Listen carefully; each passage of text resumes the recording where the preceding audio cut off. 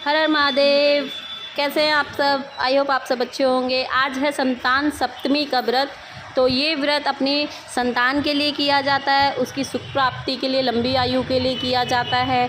उसके जीवन में आने वाले सभी कष्ट, रोग वगैरह दूर होते हैं इस व्रत को रखने के लिए। जिसको संतान नहीं होती है वो संतान प्राप्ति के लिए भी रख सकता है। तो ये हमने दरबार लगा लिया है। इसमें हमने मट्टी के बनाए हैं शिव शंकर भगवान, माता गौरा, पार्वती, गणेश जी भगवान, और ये सारा श्रृंगार का सामान है। और ये सारा जो भी इन पे चढ़ता है, फूल माला, 5 फल, श्रृंगार, धूप, दीप, और ये अक्षित हो गए।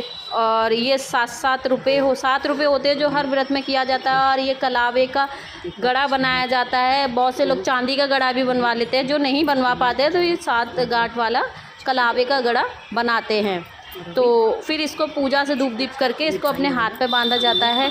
सारी सामग्री हो गई है इसमें, आप देख सकते हैं। और कुछ चीज़ें जैसे पान के पत्ते, सुपारी, कुछ चीज़ें अभी रह गई हैं तो वो ला रहे हैं, अभी आ रही हैं। वो सारी चीज़ें भी हम पूजा विधि में रखेंगे।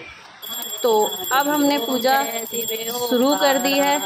इस पूजा में अब सारी चीज़ें हमने रख दी है। हमारी पूजा हो गई है। इसमें हमने होम भी किया है, होम अग्यारी जो भी सब लोग बोलते हैं।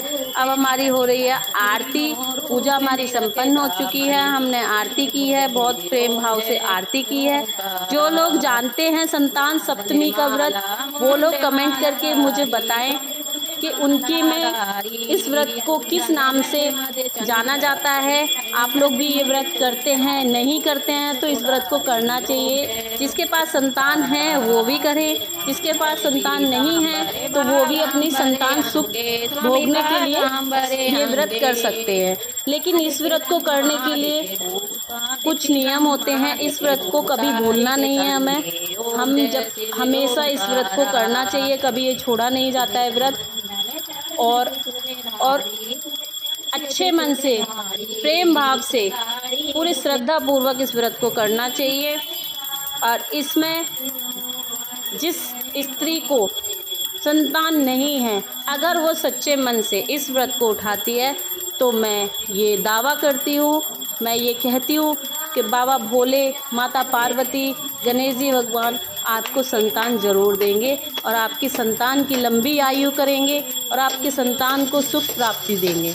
तो मेरे प्यारे दर्शकों, अगर आपको ये व्रत करना है और आप इस बारे में पूरी जानकारी जानना चाहते हैं तो आप मुझे